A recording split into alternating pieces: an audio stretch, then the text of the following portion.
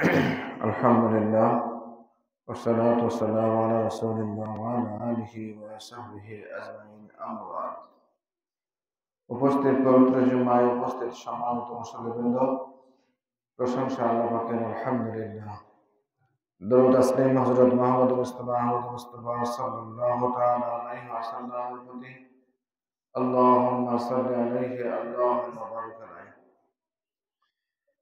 আলহামদুলিল্লাহ, পবিত্র রমজান আমাদের মাঝে তার যাত্রা শুরু করেছিল। আজকে তার প্রায় মাঝামাঝি অবস্থান। জানি না এর মাঝে অবারিত ধারায় আল্লাহর পক্ষ থেকে অনুগ্রহ, ক্ষমা এবং দয়া, রহমত প্রতি মুহূর্তে হতে থাকা, এগুলি থেকে কতটুকু আমরা উপকৃত হতে পেরেছি। তারপর এই পবিত্র মুহূর্তে, বিশেষ মুহূর্তে আল্লাহর কাছে আমরা কায়মন বাক্যে আবেদন রাখছি, আল্লাহ আমাদের সকল ত্রুটি বিচ্যুতি, ইচ্ছায় অনিচ্ছায় তুমি মাফ করে দিয়ে আমাদের শ্যামগুলি কবুল করে নাও। যে বাণী নিয়ে পবিত্র মাহে রমজানে মহান আল্লাহ তাআলা কোরআনকে নাযিল করেছিলেন, শত সহস্র আদেশ নিষেধ আমাদের জন্য কল্যাণকর এবং অকল্যাণের দিকগুলি বিধৃত হয়েছে। তার অনেক কিছুই আমাদের ব্যক্তিগত, পারিবারিক, সামাজিক বিভিন্ন দিক এবং বিভাগের কমতি থাকার কারণে এর থেকে কাঙ্ক্ষিত লক্ষ্যে পৌঁছানো আমাদের পক্ষে দুরূহ হয়ে করে ফেলেছি আমরা নিজেরাই। এ থেকে মহান আল্লাহ তাআলা নিজ কুদরতে আমাদের উত্তরণের পথ বের করে দিন, আল্লাহুম্মা আমিন। সম্মানিত উপস্থিতি, ঈমান আনার পরে, ঈমানের দাবি রাখার পরে প্রথম যে অন্যতম কাজগুলির মাঝে একটি, তার মধ্যে হচ্ছে আমাকে আল্লাহর প্রতি বিশ্বাস, ফেরেশতাদের প্রতি বিশ্বাস, নবী রাসূলদের প্রতি বিশ্বাস, প্রেরিত কিতাবদের প্রতি বিশ্বাস, ভাগ্যের ভালো মন্দ, মৃত্যুর পর পুনরুত্থিত হওয়ার বিশ্বাসের জন্য যা করণীয়, যেভাবে সময়, শ্রম, অর্থ, মেধা, জ্ঞান, নেতৃত্ব, অবস্থান সবকিছুর পিছনে একটি কঠিন শব্দ লুকিয়ে আছে, সেটি হচ্ছে ত্যাগ স্বীকার করা। যা বিশ্বাস করি তার জন্য নিজেকে প্রস্তুত করা, যা চাইছি সেই জন্য নিজের পথটাকে পরিষ্কার করা, যে পথে চলতে চেয়েছি সে পথের জন্য করণীয় দিকগুলি নির্ধারণ করা, যে ঈমান রেখেছি, যে আল্লাহর প্রতি যে তাওহীদি বিশ্বাস আমাদের রয়েছে, বিশ্বাসের ক্ষেত্রগুলি কি এগুলি জেনে নেওয়া। এই রাস্তায় টিকে থাকতে গেলে যে সকল লক্ষণ অনুকূল বলে বিবেচিত হবে সেই দিকগুলি আমাদের চিহ্নিত করা, এর প্রতিকূলের অবস্থাগুলি কি সেটাও চিহ্নিত করা। এতদুভয়ের মাঝে যদি আমাদের অবস্থান থাকে সেটা নির্ণয় করে সত্য এবং সুন্দরের পথকে বেছে নেওয়া, এক্ষেত্রে বাধাসমূহ চিহ্নিত করে দূরীকরণের প্রয়োজনীয় পদক্ষেপ গ্রহণ করা। দুঃখজনক হলেও সত্য, যা করতে হয়, করা অতীব জরুরি, সে বিষয়গুলো সম্পর্কে সম্যক ধারণা নেই। আর করতে গেলে সব বাধার সম্মুখীন হয়ে আমি পিছিয়ে পড়ে যাচ্ছি, এই দিকগুলিও সম্পর্কে সম্যক ধারণা নেই। কাজে আজকে পবিত্র মাহে রমজান, এটা একদিকে যেমন রমাদানের সিয়াম ব্রত থাকতে হবে, এর ক্ষেত্রে থাকার সময় যে সকল করণীয় কাজগুলি তা করতে হবে, যেগুলি বর্জনীয় তা বর্জন করতে হবে। যা করলে সিয়ামকে পরিমল দান করে সে লক্ষ্যে কাজ করতে হবে, সে ধরনের জ্ঞান অর্জন করতে হবে। জানা না থাকলে জ্ঞানীদের কাছ থেকে প্রশ্ন করে জেনে নিয়ে সুন্দর করে তা পালন করতে হবে। সিয়াম অবস্থায় প্রতিটি মুহূর্তে আল্লাহর পক্ষ থেকে বিশেষ অনুগ্রহ পাওয়ার একটি সুবর্ণ সুযোগ রয়েছে। এ মাসে অধিক হারে কোরআন তেলাওয়াত, বিশেষ করে কোরআন নিজ ভাষায় অর্থ সহ জেনে অর্থ, ভাবার্থ, অনুধাবন চেষ্টা করতে হবে। এই রমজানের যে অন্যতম শিক্ষা সেটি হচ্ছে সময়ের প্রতি মূল্যায়ন, আল্লাহর আদেশ নিষেধ মেনে চলার ক্ষেত্রে আমাদের ভাবাবেগ যতটুকু যে উপলব্ধি করতে পেরেছি সেটাকে মেনে চলা।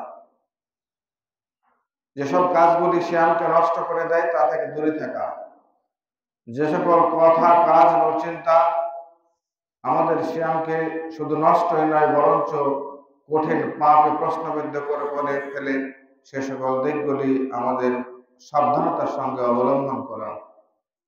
নিজে এর হক আদায় করতে সচেষ্ট থাকা, পরিবার, পরিজন, নিকটাত্মীয়, প্রতিবেশী সবার মাঝের আবহ তৈরিতে সহযোগিতা করা। সিয়াম শুধু নিজেই খাবার নয়, এই খাবারে অন্যকেও সামিল করার জন্য মানসিকভাবে প্রস্তুত থাকা। মনে রাখতে হবে আমার এই অবস্থান, আমার এই পরিবার গঠন, আমার এই আবহ তৈরি, পরিবেশ তৈরি, এগুলি অনাগত ভবিষ্যৎ প্রজন্মকে দীক্ষিত করবে। মৃত্যুর পরে অনন্তকাল হতে পারে। এটি আমাদের জন্য সদকায়ে জারিয়ার একটি বিশেষ সুযোগ। সাধ্যমতো অসহায় দরিদ্র মানুষের সাহায্যার্থে এগিয়ে যেতে হবে। এক্ষেত্রে ফিতরার বিধান আছে, সে ফিতরা আদায়ে সঠিক এবং সর্বোত্তম পন্থা আদায়ে সচেষ্ট থাকা জরুরি। এই মাসের শেষ 10 দিনে আমাদের ইতিকাফের সুযোগ আছে। যাদের সময় সুযোগ কুলাবে তাদের সেক্ষেত্রে ভূমিকা রাখা, পালন করা। সর্বদাই ইস্তেগফার তথা আল্লাহর পক্ষ থেকে কল্যাণ প্রাপ্তির জন্য আল্লাহর কাছে প্রার্থনার মানসিকতা সচেষ্ট রাখা। আর এই শিক্ষাটাকেই শুধু রমজানের মধ্যে সীমাবদ্ধ না রেখে পরবর্তী রমজানের প্রতীক্ষায় আল্লাহর কাছে যেমন দোয়া করা, তেমন বাকি সময়টুকু রমজানের প্রকৃত শিক্ষা জীবনের প্রতিটি দিক এবং বিভাগে বাস্তবায়নের সর্বদা তীক্ষ্ণ দৃষ্টি রাখা।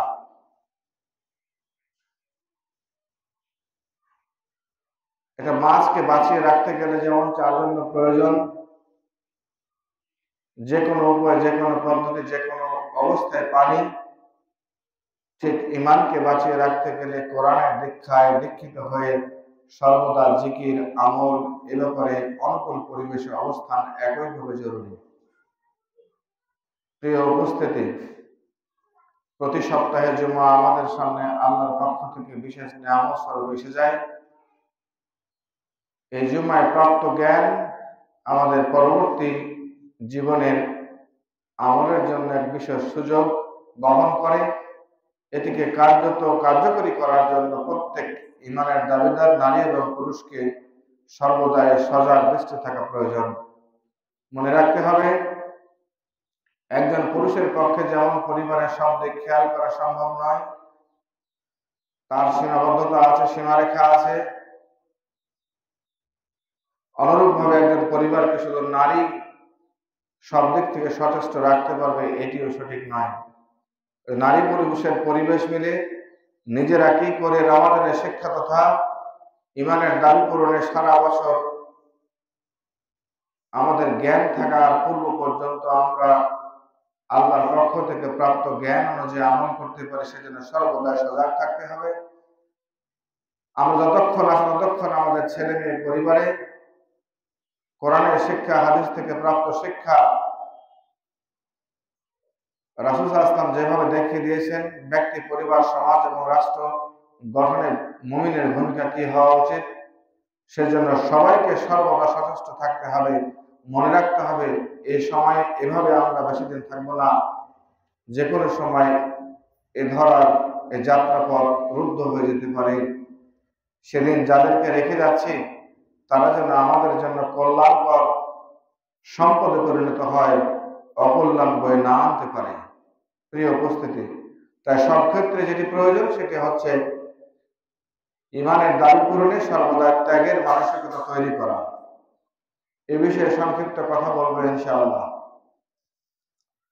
আমরা আজকে যে ইসলাম নিয়ে এখানে কথা বলছি, আজকে বাংলার জমি সহ সারা পৃথিবীর মসজিদ নির্মাণ হয়েছে। জুমায় স্ব জাতির সামনে কোরআন এবং হাদিস থেকে সে জাতির ধারক বাহকরা তাদের ভাষায় কথা ব্যাখ্যা করে বলছেন। এগুলো এমনিতেই জিবরাইল আলাইহিস সালাম মুহাম্মদ আসলামকে বলার কারণে আবহমান কাল থেকে চলে আসছে, এমনটি কখনোই নয়। যারা জীবনে 40টি বছর মূর্তি পূজা করেছিলেন, তাওহীদের বাণী শুনে এটাকে অনুধাবন করার দৃঢ় প্রত্যয় নিয়ে চেষ্টা করেছেন, আল্লাহ তাদেরকে সাহায্য করার ফলে, ঈমান আনার ফলে তাদের প্রতি নেমে এসেছিল অবর্ণনীয় নির্যাতন। যে সকল মানুষগুলি আরবে সে সময় মূর্তি পূজায় ব্যস্ত ছিল, সম্পদের পাহাড় ছিল তাদের আয়ত্তে ছিল, সে সকল মানুষগুলি ঈমান বোঝার কারণে, তাওহীদ বোঝার কারণে তাদের নিজেদের জীবনটাকে কেউ উৎসর্গ দিয়েছেন আল্লাহর রাস্তায়, কেউ দিয়েছেন সমস্ত সম্পদ, কেউ দিয়েছেন অর্ধেক সম্পদ, কেউ দিয়েছেন একটি মাত্র অবলম্বন খেজুর বাগান, সেটুকু মানুষের জান্নাত প্রাপ্তির আশায় দান করে দিয়েছেন। এ সকল মানুষের ত্যাগ দিয়ে শুরু হয়েছিল ইসলামের যাত্রা। যদিও আদম আলাইহিস সালাম থেকে নিয়ে আমরা পাচ্ছি এই দর্শন, মুহাম্মদ আসলাম থেকে নিয়ে সাহাবায়ে আজমাইন, তাবেঈন, সালাফুস সালেহিন, সর্বশেষ এই মুহূর্ত পর্যন্ত বাংলার জমিন সহ সারা পৃথিবীতে হাজারো নারী পুরুষের ত্যাগের মহিমায় উজ্জীবিত হয়ে যে সকল ত্যাগ আল্লাহ তাআলা কবুল করেছেন, তার মাধ্যমে প্রাপ্ত দিন আপনার সামনে, আমার সামনে উপস্থিত হয়েছে, আলহামদুলিল্লাহ। তাহলে এই দিন রক্ষার জন্য আপনার কি করণীয়, এটি সম্পর্কে সম্যক ধারণা না রাখি, তাহলে ক্ষতিগ্রস্ত হব আমরা নিজেরা, ক্ষতিগ্রস্ত করে যাব আমাদের প্রজন্মকে, ক্ষতিগ্রস্ত করে যাব আমাদের পরবর্তী প্রজন্ম সহ আমাদের পরকালকে আমরা হারিয়ে ফেলব। তাই আসুন, অনেক আলোচনা, দীর্ঘ 5 দিন আলোচনা করা যাবে, এরকম একটা আলোচনাকে আমি সংক্ষেপে শুধু বিশেষ গুরুত্বপূর্ণ পয়েন্টগুলো আপনাদের সামনে তুলে ধরার চেষ্টা করবো ইনশাআল্লাহ। ত্যাগ বলতে কি বোঝায়? আরবিতে বোঝায় তাজহিয়া অথবা আল ফিদা, আল্লাহর কাছে প্রতিদান এবং সওয়াব লাভের আশায় কোন মহান এবং কাঙ্ক্ষিত লক্ষ্য উদ্দেশ্য সাধনের নিমিত্তে সম্পদ, সময় কিংবা জীবন বিসর্জন দেওয়াকে বলা হয় ত্যাগ স্বীকার করা। এটি দুই ভাগে হতে পারে, একটি নন্দিত বা প্রশংসিত পদ্ধতিতে, আরেকটি হতে পারে নিন্দিত বা মন্দ পদ্ধতিতে। নিশ্চয়ই উপস্থিতি জনতা, আপনারা অকপটে চাইবেন প্রশংসিত পদ্ধতিতে নিজেদের ত্যাগকে স্বীকার করা।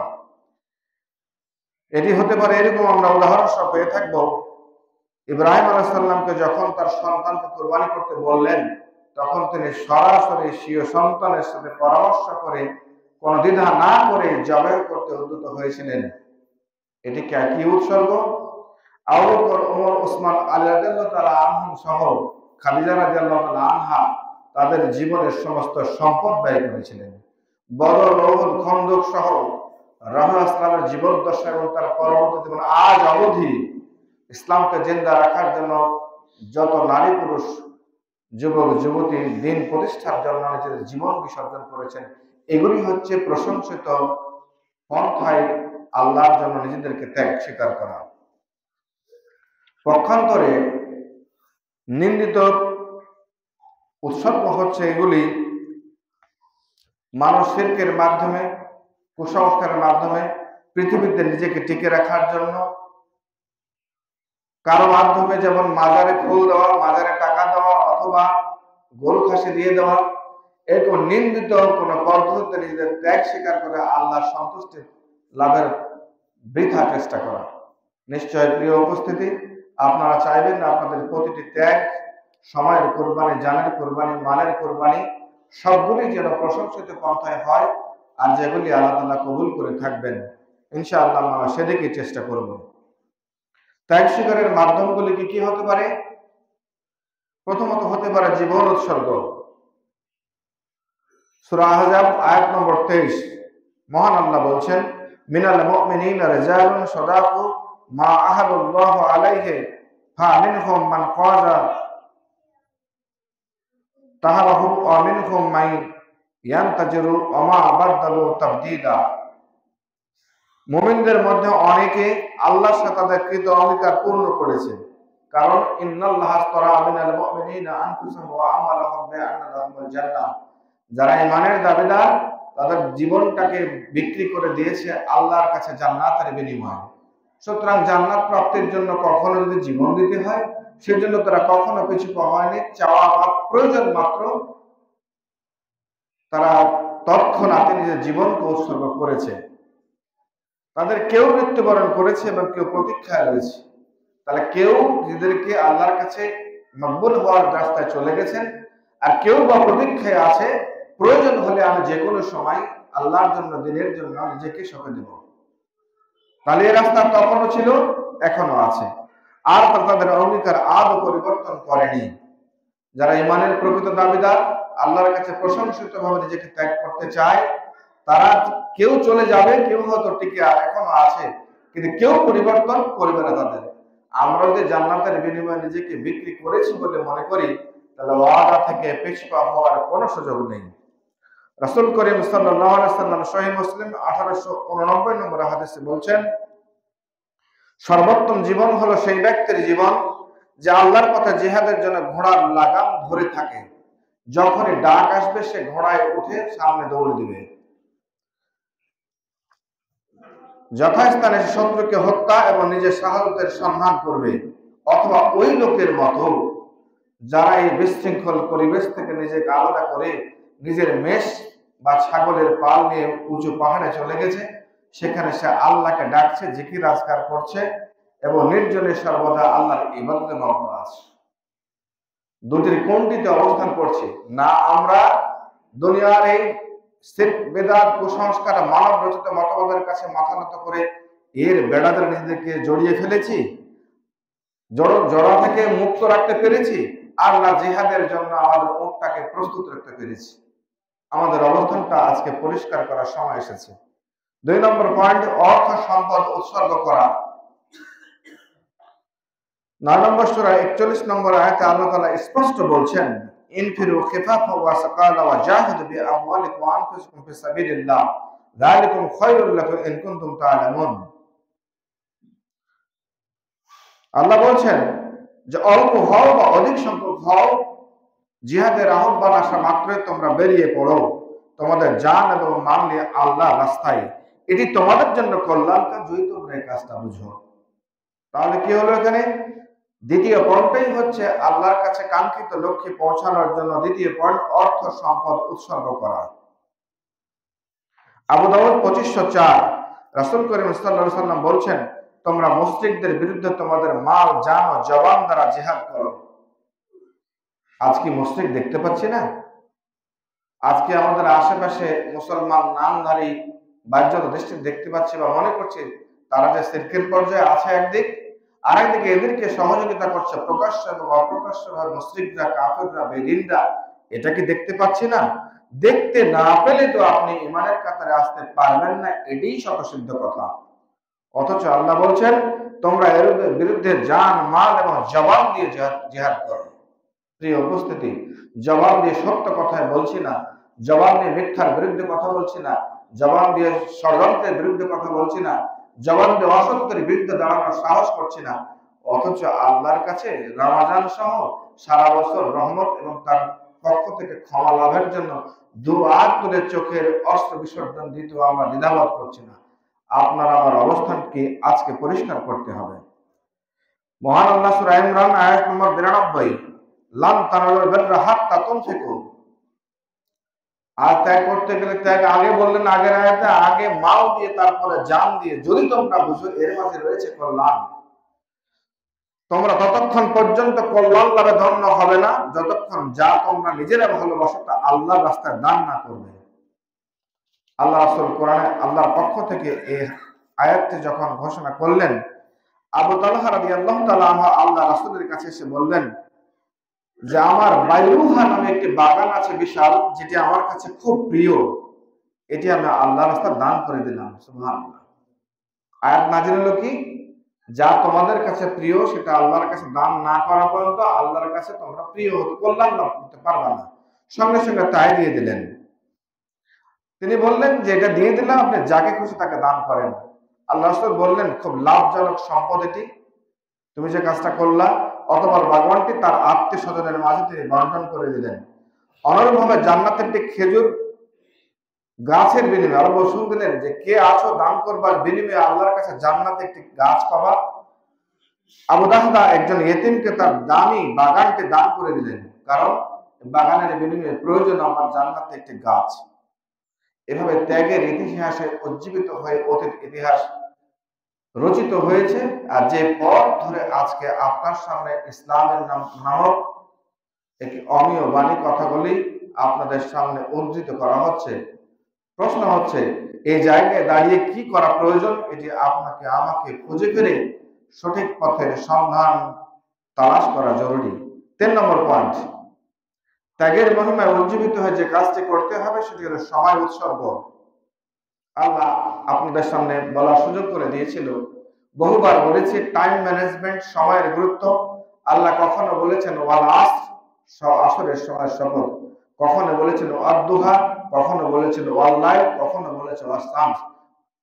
হাজারো শব্দ দিয়ে আদম সন্তান যারা আল্লাহকে বিশ্বাস করেছে, তাওহীদে বিশ্বাস করে, তারা সবাই যেন সময়ের প্রতি সমানুভূতি দেখিয়ে মূল্যায়ন করে দুনিয়ার জিন্দেগিকে সুন্দর করে সাজিয়ে পারলৌকিক জীবনের জন্য সে পাথর সঞ্চয় করতে সমর্থ হয়। এই কাজটি করা অতীব জরুরি। আল্লাহ রাসূল সহিহ বুখারী ৭৭৯২ তিনি বলছেন, আল্লাহর পথে একটি সকাল বা একটি সন্ধ্যা ব্যয় করা দুনিয়া বা তার মধ্যবর্তী সকল কিছুর চেয়ে উত্তম। সুবহানাল্লাহ। বলুন তো, যদি প্রশ্ন করি প্রিয় উপস্থিতির কাছে, ফজরের নামাজ জামাতে আদায়ের পরে এখন পর্যন্ত কয়টা মিনিট আপনি আপনার জন্যই করেছেন, কিন্তু দিনকে সামনে রেখে? মনে রাখতে হবে, দিনটাই হচ্ছে আমাদের জীবনের উদ্দেশ্য। এটি যদি করতে না পারি, তাহলে আজকের এই জামাত, আজকের এই নামাজ, আজকের এই সালাত এসব কিছু কল্যাণ বয়ে আনতে পারে না। আল্লাহ রাসূল বললেন যে আল্লাহর পথে একটি সকাল বা একটি সন্ধ্যা ব্যয় করা দুনিয়া তার মধ্যবর্তী সকল কিছুর চেয়ে উত্তম। কটি পাহাড়ের সংখ্যা আপনার জানা আছে? কতটুকু নদী, সমুদ্র, পর্বতমালা রয়েছে কতটুকু জানা আছে? আসমান এবং জমিনের মাঝে দূরত্ব, আয়তন কতটুকু কি আপনার জানা আছে? এর মাঝে কত কিছু কল্যাণকর আছে তা কিছু জানা আছে? কিছুই জানা নেই। শুধু আমি জানি আমার দেহের খবর এবং আমার পরিবারের জন্য চিন্তা। অথচ এখানে বলা হচ্ছে আসমান জমিনের মাঝে যা কিছু আছে, সকাল সন্ধ্যা একটু সময় ব্যয় করলে তার চাইতে বেশি মূল্যবান। দিয়েছি কি নিজেকে সময়? দিয়েছি কি পরিবারকে সময়? দিয়েছি কি অসহায় মানুষের জন্য চিন্তার জগৎ থেকে একটু সময়? দিয়েছি কি কারো জন্য সাহায্যের হাত বাড়িয়ে? নাকি কল্পনার জগতে স্থান পেয়েছে আমাদের? অথচ আপনি আমি ইমানের দাবিদার। যদি এই কাজগুলো না থেকে থাকে, তা ৩ নম্বর পয়েন্টের প্রতি আমাদের অবহেলার কারণে কাঙ্ক্ষিত লক্ষ্যে পৌঁছতে পারবো না। ইমাম নববী সারহে মুসলিমের ১৩ নম্বর খণ্ডের ২৬ থেকে ২৭ নম্বর পৃষ্ঠায় অথবা হাদিস নম্বরে বলা আছে, কেউ যদি দুনিয়া তার মধ্যবর্তী তাবৎ সম্পদের মালিক হয় এবং সেটা আল্লাহর পথে দান করে দেয়, তাহলে সে আল্লাহর কাছে যত প্রতিদান পাবে, একজন মুমিন একনিষ্ঠভাবে আল্লাহর পথে একটি সকাল বা সন্ধ্যা ব্যয়ের মাধ্যমে তার চাইতে অধিক পরিমাণ সে কল্যাণ লাভে ধন্য হবে। সুবহানাল্লাহ। প্রিয় উপস্থিতি, এভাবেই অসংখ্য দায়িত্বের কথা, কর্তব্যের কথা মহান আল্লাহ তাআলা কোরআন এবং হাদিসের মাধ্যমে আমাদের জন্য তোহফা হিসাবে রেখেছেন, কিন্তু আমরা এর পৃষ্ঠাগুলি থেকে আড়াল অবস্থান করছি। ৪ নম্বর পয়েন্ট, শ্রম বিসর্জন। আমরা কি নিয়ে কথা বলছি? যে ত্যাগের মহিমা উজ্জীবিত হয়ে অতীতের সকল নবী রাসূল, সাহাবায়ে আজমাইন, তাবেঈন, সালফে সালিহিন এর রক্ত এবং জীবনের, কার রক্তের বিনিময়ে, জীবনের বিনিময়ে, কষ্টের বিনিময়ে, কারো লেখনের বিনিময়ে, নির্ঘুম রাত কাটানোর বিনিময়ে, হাজার হাজার পথ পাড়ি দিয়ে জ্ঞান অর্জন করে সেই জ্ঞানকে পৃষ্ঠার কলম এবং কালিতে লিখে যার বিনিময়ে আপনি ইসলাম পেয়েছেন, সেই ইসলামকে টিকিয়ে রাখতে গেলে সেই ইসলামী মুসলিম হিসাবে আত্মপরিচয় দিয়ে আল্লাহর কাছে অভিষ্ট লক্ষ্যে পৌঁছানোর জন্য যা দরকার, তার ৪ নম্বর পয়েন্ট শ্রম বিসর্জন করা। আমি যদি শ্রম নাই দেন, আপনি ২৪ ঘন্টার মধ্যে ঘুমাচ্ছেন। আজকে তো আমার কাছে ফজরের পর ঘুম দেখে মনে হচ্ছে এ জাতিকে কি এই ঘুমের জন্য আল্লাহ তাআলা সিয়াম দিয়েছেন? সিয়ামের সাহারি খেলেও আধা ঘন্টা ৪০ মিনিট আর বিনিময়ে ৩-৩.৫ ঘন্টা ঘুমিয়ে নিচ্ছে। এ কি জাতিকে কল্যাণ এনে দিবে নাকি অকল্যাণ এনে দিবে? ৪:৩০টায় উঠলো, ৫টা সোয়া ৫টায় ঘুমিয়ে গেল, ৪৫ মিনিট সময় আপনি দিলেন, ধরলাম আল্লাহকে, আল্লাহর বড় প্রয়োজন, এই সময় আপনি দিলেন। তাই বলে কি ৯টা-১০টা পর্যন্ত ঘুমিয়ে আপনি আপনার কাজা কাফারা পূরণ করে নিলেন? এটি কি বলতে চাইছেন? সুতরাং শ্রম যদি না দেই তাহলে পারে আপনি নিজের ইমানকে পাকা করতে পারবেন না, পরিবারকে গোছাতে পারবেন না, সমাজের দায়িত্ববোধ যথার্থভাবে হবে না, আপনার যে মোরাল ডিউটিজ আছে সেই ডিউটিগুলি করতে পারবেন না। শ্রমের অবশ্যই প্রয়োজন আছে। খন্দকের যুদ্ধে রাসূল ও সাহাবায়ে কেরাম যে মেহনত করেছিলেন তা ইতিহাসের পাতায় অমলিন হয়ে আছে। পরীক্ষাকরণের সময় খোদ রাসূল করিম সাল্লাল্লাহু আলাইহি সাল্লামের গায়ে ধুলা বালিতে ধূসরিত হয়ে গিয়েছিল। আবু সাঈদ খুদরী রাদিয়াল্লাহু তাআলা আনহু বলেন, মসজিদে নববী নির্মাণের সময় আমরা মাথায় একটি করে ইট বহন করছিলাম, আর আম্মার রাদিয়াল্লাহু তাআলা দুটি নিচ্ছিলেন। তাকে জিজ্ঞেস করা হল, তুমি এত কষ্ট করে দুটি পাথর নিচ্ছ কেন? তিনি বলছেন, আমি বেশি যা পেতে চাই। তাহলে ভালো কাজ সেটা নিজের জন্যই হোক, পরিবারের জন্য হোক, সমাজের জন্য হোক, রাষ্ট্রের জন্য হোক, সব কাজগুলি হবে দিনকে সামনে রেখে, দিনের আদেশ নিষেধকে সামনে রেখে। আর তখনই আমরা যে যতটুকু করব তার যা পাবো, আমাদের প্রতিযোগিতা থাকবে এই আম্মার রাদিয়াল্লাহু তাআলা আনহার মতো, যাতে আমরা এই সময়টাকে লুফে নিয়ে ডবল যা পেতে পারি সেই লক্ষ্যে। সুতরাং আপনার জন্য আপনাকে শ্রম দিতে হবে, আপনার পরিবারের জন্য দিতে হবে, আর দুটির মাধ্যমে উদ্দেশ্য হচ্ছে দিনকে সহযোগিতা করা। পঞ্চম পয়েন্ট হচ্ছে স্বার্থ বিসর্জন করা। এটি আমরা পারছি না। এই জায়গায় সবাই আমরা ধরাশায়ী হয়ে পড়েছি। নিজের পছন্দের জিনিস অপরের জন্য বরাদ্দ করার নামে হলো স্বার্থ বিসর্জন। পূর্ণাঙ্গ ইমানের দাবি হলো অপর মুসলিম ভাইয়ের জন্য নিজের স্বার্থ ত্যাগ করা। রাসূল করিম সাল্লাল্লাহু আলাইহি ওয়াসাল্লাম বলেছেন, লা ইউমিনু আহাদুকুম হাত্তা ইউহিব্বা লিআখিহি মা ইউহিব্বু লিনাফসিহি।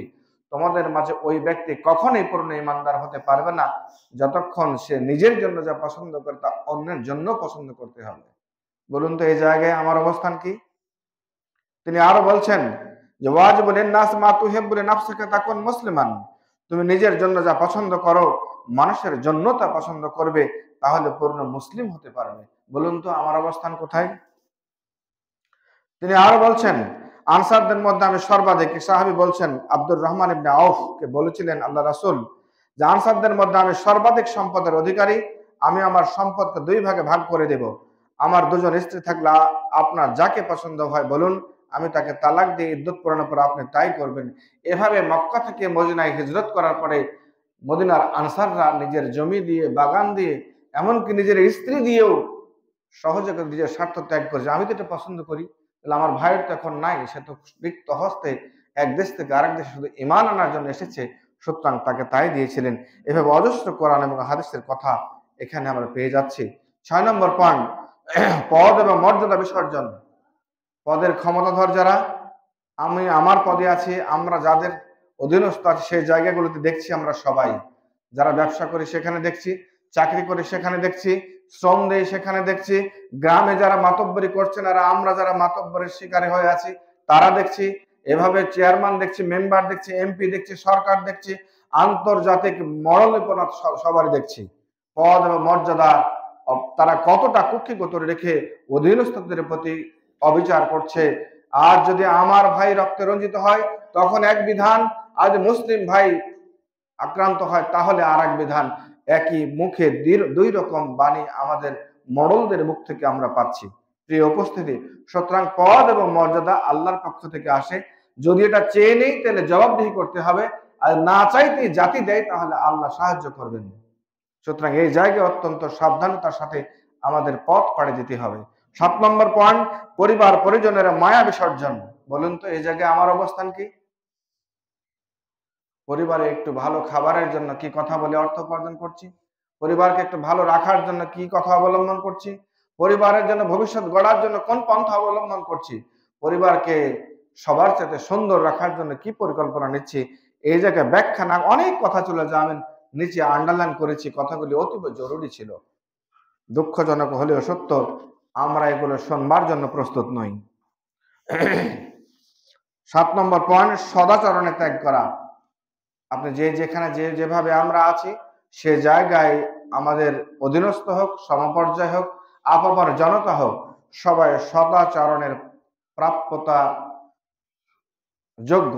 এই জায়গায় প্রত্যেক ইমানের দাবিদারকে আমাদের অবশ্যই জবাবদিহি করতে হবে, নচেত আপনার মাঝে আমার মাঝে ইসলাম পূর্ণাঙ্গ রূপ আসবে না, আর আমার দ্বারা আপনার দ্বারা কাঙ্ক্ষিত লক্ষ্যে পৌঁছানো সম্ভব হবে না। প্রিয় উপস্থিতি, এই ছিল 7টি মৌলিক পয়েন্ট। এর পরেও কিছু কথা আছে। সুতরাং কেন ত্যাগ করবেন? এদের 7টি পয়েন্ট ত্যাগ করার কথা আপনাকে বললাম, এদিকে মনোযোগ দিবেন সবাই। 7টি পয়েন্ট মৌলিক বলেছি, এগুলি আপনাকে ঈমানের দাবি করার পরে পূরণ করতে সচেষ্ট থাকতে হবে সর্বদাই। কেন ত্যাগ স্বীকার করবেন? এক হচ্ছে আল্লাহর আদেশ, 5 নম্বর সূরা 67 নম্বর আয়াত, 6 নম্বর সূরা 152 নম্বর আয়াত। আল্লাহ আদেশ করেছেন, তাই আপনি ত্যাগ স্বীকার করবেন। রাসূলের নির্দেশ, তিরমিজি 2472। রিসালাতের আমানত, আপনি আল্লাহ রাসূলকে রাসূল হিসেবে স্বীকার করেন, রিসালাতের দায়িত্ব তিনি পালন স্বীকার করেন, সে রিসালাতের অমীয় বাণী রেখে গেছে, এটা স্বীকার করেন।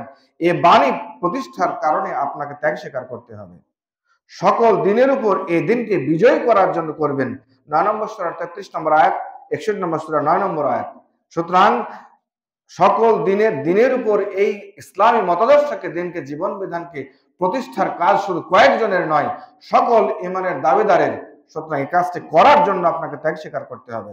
আল্লাহর দাসত্ব প্রতিষ্ঠার জন্য আপনাকে করতে হবে এই ত্যাগ স্বীকার। 42 নম্বর সূরা 13 নম্বর আয়াত। 6 নম্বর পয়েন্ট, দিনের উপর অবিচল থাকতে প্রয়োজন 4টি জিনিস, যা ইসলাম ঈমানের ভিত্তি: ধৈর্য, ন্যায়পরায়ণতা, দৃঢ় বিশ্বাস এবং জিহাদ। এই 4টি পয়েন্টকে সমুন্নত রাখতে গেলে আপনাকে ত্যাগ স্বীকার করতে হবে। সূরা আল ইমরান, সুরাতুল ঈমান 38 নম্বর হাদিসে এই কথাটি এসেছে। ফলাফল কি হবে? ত্যাগ স্বীকার করলেন, ত্যাগ স্বীকার কেন করলেন সে কারণগুলো জেনেই করলেন। ফলাফল কি হবে? আপনার দ্বারা ব্যক্তি, পরিবার এবং সমাজ এবং রাষ্ট্র, আন্তর্জাতিক অঙ্গনে দাওয়াতি ক্ষেত্র সম্প্রসারিত হবে, আদর্শ সমাজ প্রতিষ্ঠা হবে, সফলতার সোপান, জান্নাতের পথ আপনার জন্য সুগম হবে, সম্মান এবং মর্যাদা বৃদ্ধি পাবে, ঈমান এবং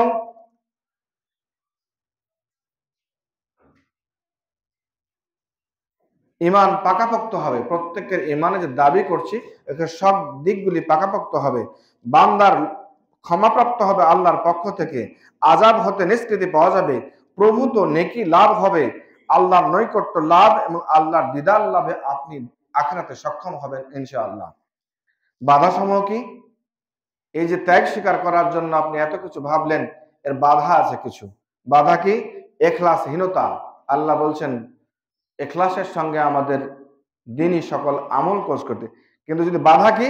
আপনার খুলুসিয়াত হৃদয়ের মাঝে না থাকে, একটু কাজ করতে গেলে মানুষ আপনাকে ভিন্ন কথা বললো, ভিন্ন শব্দে রূপায়িত করলো, আপনি চটকে গেলেন, দ্যাট এটা কথা কাজ করতে এটাই বলছে, আমি আর পারবো না। সুতরাং ইখলাসহীনতা একটি বাধা, অলসতা বাধা, বিলাসিতা বাধা, দুর্বল ঈমানের চিত্ত বাধা, ভীরুতা এবং কাপুরুষতা বাধা, কৃপণতা বাধা, আপোষহীনতা বাধা। আপনি ঈমান এনেছেন, আপোষহীন ভাবে আপনাকে সামনে এগিয়ে যেতে হবে। আজ স্কুল, কলেজ, মাদ্রাসা, বিশ্ববিদ্যালয় সকল অঙ্গনে আপনি কোন দল করবেন এইটা ফাইন্ড আউট করার সময় এসেছে আজকে। চাকরি আপনার চলে যাবে না, কেউ খেতে পারবে না। বিশ্ববিদ্যালয়, কলেজ বা কোনো কথা, চাকরি চলে যাবে না।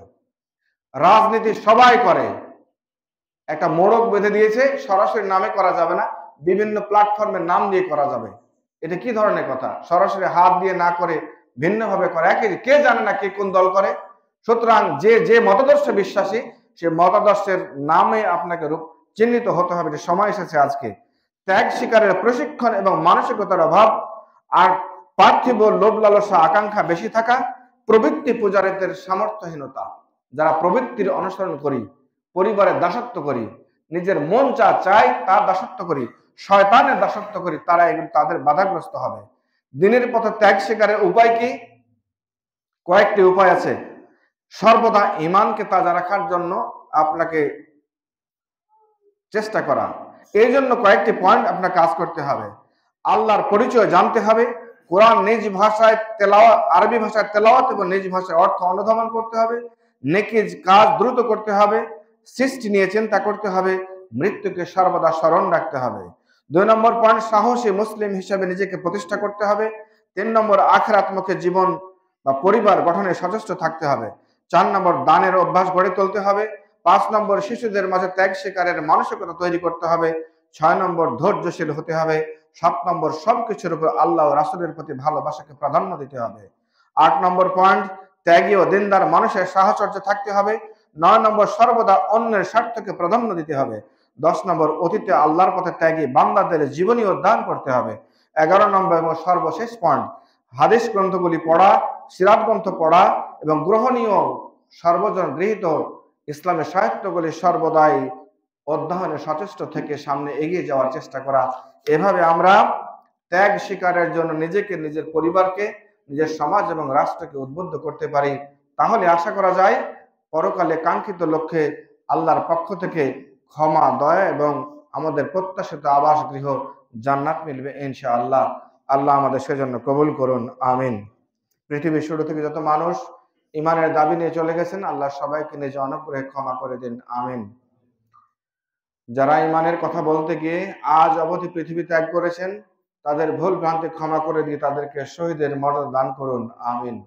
আজও যারা বাংলার জমিন সহ সারা পৃথিবীতে কোরআন এবং সহিহ হাদিসের অমীয় বাণী পৃথিবীতে প্রতিষ্ঠার আঞ্জামে দিয়ে যাচ্ছেন, সবাইকে আল্লাহ জমিনি বালা, আসমানি বালা, শয়তানি ওয়াসওয়াসা প্রবৃত্তির তাড়না থেকে হেফাজত করে ঈমান নিয়ে ধৈর্য ধরে টিকে থাকার তৌফিক দান করুন, আমিন। যারা আমাদের মাঝ থেকে, আমাদের নিকটাত্মীয়, ওস্তাদ, বন্ধু বান্ধব, যাদের ভালোবাসতাম এরকম মানুষগুলি চলে গেছেন, সবার পক্ষ থেকে ক্ষমা চাইছি, তাদের সবাইকে আল্লাহ তুমি ক্ষমা করে দাও, আমিন। আমরা যারা এখানে আছি, আমাদের ইচ্ছায় অনিচ্ছায় ঘটে যাওয়া সকল অপরাধ স্বীকার করছি, আল্লাহ তুমি আমাদের সবাইকে মাফ করে দাও, আমিন। এই মুসলিম কমিউনিটি সহ সারা পৃথিবীর মুসলিম কমিউনিটিকে তুমি তোমার রহমতের চাদরে ঘিরে রাখো, আমিন। বাতিলদের ষড়যন্ত্র রুখবার জন্য তুমি তোমার গায়েবী মদদ দিয়ে আমাদের সাহায্য করো, আমিন। হয় বেদিনকে তুমি হেদায়েত দাও, নইলে সকল বেদিনকে তুমি ধ্বংস করে দাও, আমিন। আজকের এই সময়টুকুকে কালকে আমাদের কঠিন দিনে মুক্তির ওসিলা হিসেবে কবুল করুন, আমিন। আসসালামু আলাইকুম ওয়া রাহমাতুল্লাহি ওয়া বারাকাতুহু।